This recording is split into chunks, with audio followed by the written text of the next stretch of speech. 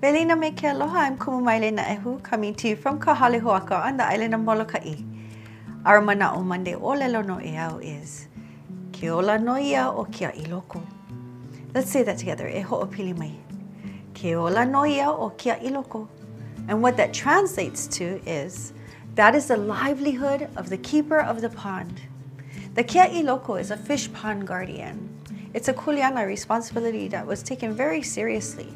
He was in charge of maintaining and restoring a fish pond so that it could be in its fully productive state. So the fish pond was dependent on the care of the kia iloko. But the kia iloko's livelihood, his life and the life of his community was dependent on the health of the pond. So again, it was the shared relationship between ʻāina or the kai and kanaka. So let's say this one again together. Ke ola no ia o kia iloko. Maikaʻi no. Our Huaʻōlelo or Hawaiian word for today is Kamaʻāina. E hoʻopili mai. Kamaʻāina. Maikaʻi no. Kama means child, ʻāina means the land. A Kamaʻāina is a person who is from Hawaii, who calls Hawaii home.